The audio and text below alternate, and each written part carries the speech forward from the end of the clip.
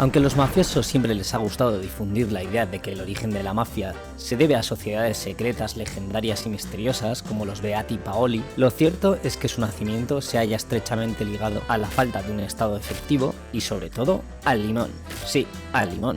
La mafia se originó en la isla de Sicilia, una pequeña isla mediterránea acostumbrada a ser conquistada por todas las grandes civilizaciones, lo que les convirtió en una sociedad que entendía el poder como algo ajeno y cuyos dirigentes cambiaban constantemente.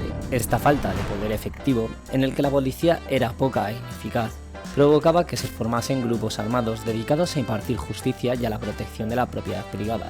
Estos grupos generalmente se conformaban en torno a la figura de un cacique o del patriarca de un clan.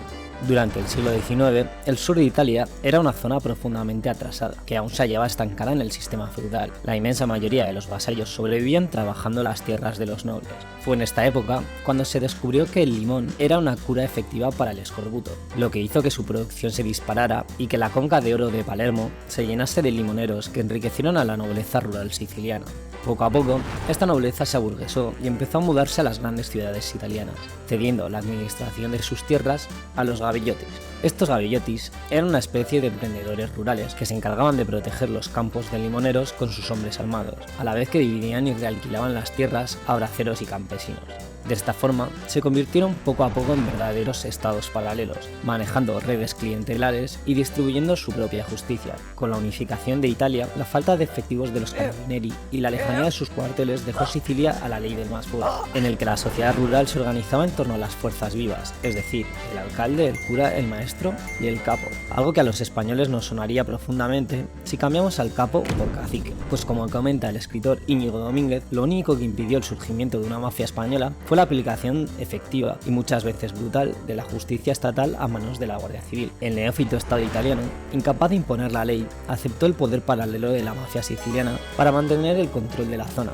A la vez, los mafiosos se mostraban ante el pueblo como verdaderos Robin Hoods, unos antisistemas que solucionaban los problemas reales de la gente, que generaban trabajo y que se enfrentaban al malvado Estado que te robaba con impuestos y te hacía combatir en sus guerras. Para finales del siglo, la criminalidad en Sicilia estaba disparada, lo que provocó la caída del gobierno conservador y facilitó la infiltración de la mafia en la escena política.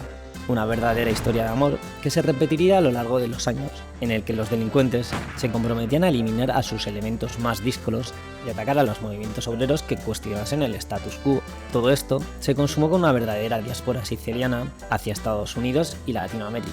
Tras la Segunda Guerra Mundial, y dado que Italia poseía el partido comunista más grande de Europa, el matrimonio Estado y mafia siguió prosperando gracias a la guerra sucia contra los movimientos sociales. De hecho, se calcula que entre 1944 y el 66, la mafia asesinó a 40 sindicalistas, líderes campesinos y políticos de izquierdas sin recibir una sola condena. La fructífera relación entre mafia y Estado acabaría en los años 90, con la consolidación del poder del Estado italiano, lo que desembocaría en una guerra total entre ambas partes.